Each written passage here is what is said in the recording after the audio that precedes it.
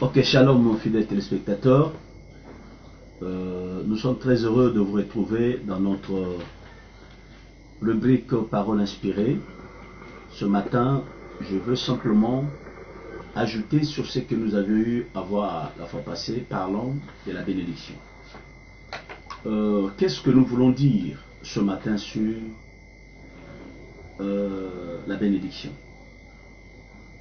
Vous êtes sans ignorer qu'aujourd'hui tout le monde dit c'est à la sueur de mon front que je vais manger, que je vais vivre. Que ce soit le païen, que ce soit les chrétiens, tous ont la même parole.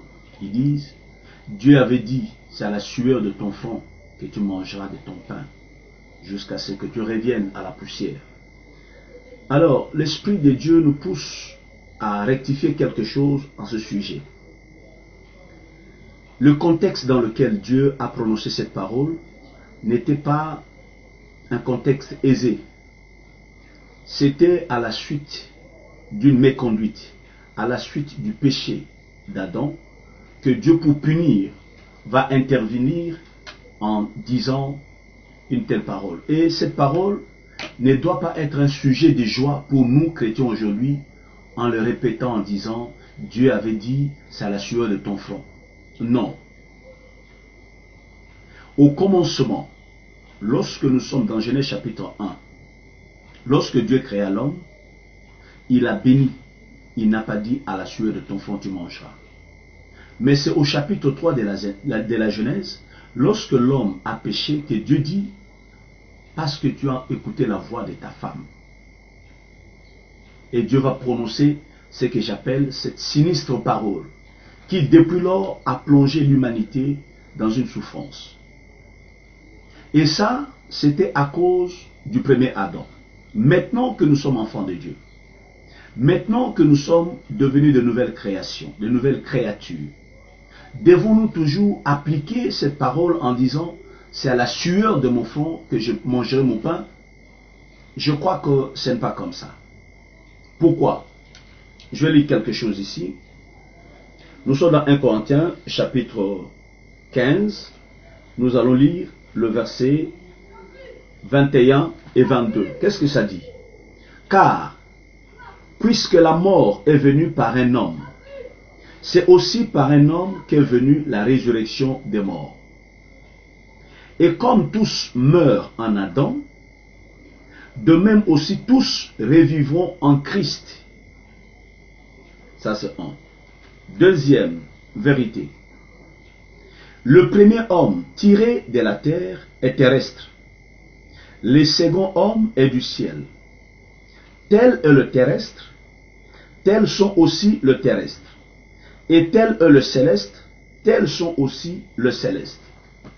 Qu'est-ce que ce parole veut nous dire? Il est vrai que nous avions porté l'image du premier Adam. Il est vrai que nous avions péché à cause du premier Adam. Le péché rentre dans le monde. Mais lorsque Christ vint, lui le second Adam, il est venu non pour nous faire demeurer dans cette optique-là de la souffrance que Dieu avait prononcée sur le premier Adam. Nous sommes dans une nouvelle alliance.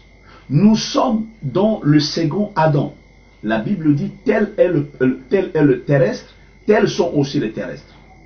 Mais tel est le céleste, tels sont aussi le céleste. Or, le céleste c'est qui? C'est Christ. Et comme il est le céleste, nous aussi qui avons cru en lui, nous devons être semblables au céleste. Cela étant, qu'est-ce que la venue de Christ, la mort de Christ nous amène? La mort de Christ est venue enlever cette souffrance-là. Aujourd'hui, lorsque on est enfant de Dieu, c'est vrai que nous travaillons. Mais ça ne doit pas être à la sueur de notre front que nous allons manger, qu'à la sueur de nos fronts que nous allons avoir des choses. Mais c'est par la grâce de Dieu, c'est par la bénédiction de Dieu que nous allons trouver ce qui nous revient. Pourquoi? Parce que la sueur du front, ça s'applique et aux païens, à tout le monde. Les gens sans Dieu, que ce soit un sorcier, que ce soit un voleur, que ce soit un malfaiteur, un criminel, tout celui qui travaille, il fait son travail, il vit. Vous pouvez être dans la même entreprise avec un sorcier, avec un occultiste, avec un sataniste, avec quelqu'un de mauvaise vie qui ne connaît pas Dieu, mais vous avez le même salaire, vous avez le même traitement. Qu'est-ce qui te diffère, toi, enfant de Dieu, de l'autre là? Parce que l'autre n'a pas Dieu, mais il vit comme toi, il a le même revenu que toi. Donc, là, tu ne vas pas me dire, non, j'ai la bénédiction. Non, non, non, non, non. La bénédiction, c'est quelque chose, quand elle arrive, elle te pousse à vivre au-delà de tes compétences, de tes qualités, de ta capacité. C'est pourquoi vous remarquerez que tous ceux qui ont vécu la bénédiction de Dieu dans la Bible, ils étaient différents. Joseph est descendu en Égypte. Son statut, c'était esclave. Mais qu'est-ce qu'il est devenu en Égypte? Il est devenu gouverneur. Les enfants de Dieu commencent toujours petit, petit, petit. Mais parce qu'il y a la grâce, ça les élève. J'interviens aujourd'hui pour dire aux enfants de Dieu, vous devez enlever de votre bouche cette histoire de dire, c'est à la sueur de mon front. Non. Cette parole de la sueur du front, ce n'était pas une bonne parole pour l'homme. C'était une parole de punition. Et aujourd'hui, Christ est venu, non pour que nous restions toujours dans cette même logique, c'est à la sueur de mon front. Alors quand tu dis c'est à la sueur de ton front, d'accord, mais quand tu vas vieillir, ça va être comment? Quand tu n'auras plus la force, quand tu n'auras plus la capacité d'aller travailler, quelle sueur va te donner la nourriture? C'est pourquoi je viens aujourd'hui nous dire, c'est par la grâce. Jésus dit à Paul, ma grâce te suffit. Et c'est pourquoi Moïse, bénissant Joseph, sa progéniture, il dit que la grâce de celui qui est apparu dans le buisson ardent soit sur la tête de Joseph. Donc aujourd'hui, nous ne devons pas privilégier, nous ne devons pas clamer haut et fort, c'est à la sueur de mon front, c'est ceci. Non, parce que la sueur, ça ne te distingue pas. Il y a ceux qui transpirent plus que toi. Ce n'est pas la sueur qui te donne à manger, qui va te donner un rang plus élevé. Mais c'est la grâce de Dieu. C'est vrai que tu dois travailler, mais tu dois t'appuyer sur la grâce. Et c'est la bénédiction de l'Éternel qui va t'enrichir. Frères et sœurs, je venais aujourd'hui simplement pour nous dire, nous devons savoir qui nous sommes devenus aujourd'hui dans le Seigneur. Le premier Adam nous a amenés là où il nous a amenés, mais le second Adam qui est Christ est venu nous sortir de cette fournaise, est venu nous sortir de là. C'est-à-dire, quoi que je fasse, mon travail, ça ne doit pas être seulement transpiré pour avoir, mais la grâce de Dieu, la bénédiction de Dieu au-dessus de mon travail, c'est ça qui me confère. C'est dont mon âme a besoin. Si tu comptes sur la sueur de ton front, tu seras comme tout le monde. Parce que tout le monde transpire. Mais toi, en tant qu'enfant de Dieu, tu dois compter sur la grâce de Dieu. C'est la grâce de Dieu qui élève. C'est la grâce de Dieu qui distingue. Ce n'est pas la sueur du front. Et si toi, tu t'appuies toujours sur la sueur de ton front, tu vas rencontrer beaucoup de déboires. À partir de maintenant, tu dois changer ta manière de prier. Tu dois dire à Dieu, Seigneur, je ne dois pas vivre de la sueur de mon front. Je dois vivre de ta grâce. La sueur, c'était une parole que tu as prononcée sous la colère. Mais aujourd'hui, le second Adam est venu. Il m'a sorti de là. Je ne dois plus dépendre de ma sueur, mais je dépends de ta grâce et de tes bénédictions. Cela étant, je n'ai pas dit que tu ne peux pas travailler. Mais je dis, ne t'appuie pas sur ton travail parce que le travail finit aussi. La force finit aussi. L'homme vieillit. On peut perdre le travail. On peut perdre, on peut perdre, on peut perdre. Mais si vous vous appuyez sur la sueur de vos fronts, c'est ce qui fait que lorsque quelqu'un a du travail, il est tout chaud, tout feu, tout flamme, il est tout joyeux. Mais dès qu'il n'a plus le travail, il devient misérable. Sa vie se détériore du jour au lendemain. Pourquoi? Parce que son Dieu, c'était son travail. J'attends des gens dire, mon père, c'est mon travail. Ma mère, c'est mon travail. Menteur. Ton père, c'est Dieu. Ta mère, c'est Dieu.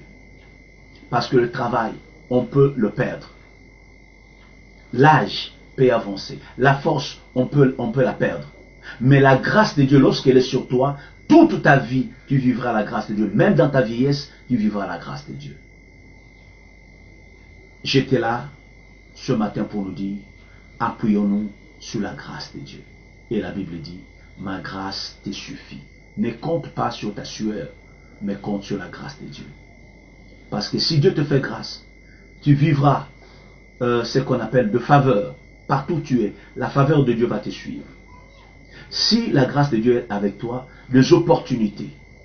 Tu trouveras faveur devant des grands. Les gens vont t'aimer, les gens vont te faciliter. La grâce de Dieu facilite la vie à l'homme. Et si vous remarquez bien dans les Écritures, tous ceux qui ont bénéficié de la grâce de Dieu, donc ils ont eu des faveurs de la part des hommes et Dieu les a élevés comme ça. Donc à partir de maintenant, ne dis plus c'est la sueur de mon front. L'histoire de la sueur du front, c'était une histoire de punition.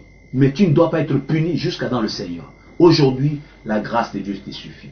Et je vais prier pour toi, pour que cette grâce-là t'accompagne et dans ton foyer, et dans ton travail, dans tes études, dans tout ce que tu fais, que la grâce de Dieu, que la bénédiction du Tout-Puissant soit avec toi. Alors là où tu es, tu peux fermer tes yeux, je vais prier. Précieux Seigneur, la loi est venue avec Moïse, mais la grâce et la vérité sont venues par Jésus-Christ. Notre force ne suffit pas. Il y a des gens plus forts que nous, qui aujourd'hui sont des paralytiques. Ils ont subi des AVC, ils sont devenus inaptes. Des intellectuels, des intelligents, des grands savants qui sont hors usage aujourd'hui. Mais Seigneur, tu nous demandes à compter sur ta grâce. La beauté, elle est vaine. La force peut finir. Le travail, on peut le perdre. Le salaire, on peut le perdre. Mais lorsque la grâce est là, on la vit toute sa vie. Ô Père, je prie en cet instant que ta grâce soit sur mes bien-aimés, sur toutes les jeunes filles qui me suivent, sur tous les garçons, sur tout le papa, toute le maman, que la grâce de notre Dieu vous accompagne dans tout ce que vous faites et que la grâce mette la différence entre vous et les autres. Au nom de Jésus-Christ de Nazareth. Parce que la grâce de Dieu sur toi soit différente de tes frères, soit différente de tes soeurs, soit différente de tes collègues, dans le nom puissant de Jésus. Que la grâce de notre Dieu t'élève et te fasse trouver faveur et grâce devant les hommes. Au nom de Jésus-Christ de Nazareth, j'ai ainsi prié. Amen. Merci beaucoup. C'était votre serviteur, l'apôtre Alain Pacifique. Merci, à la prochaine.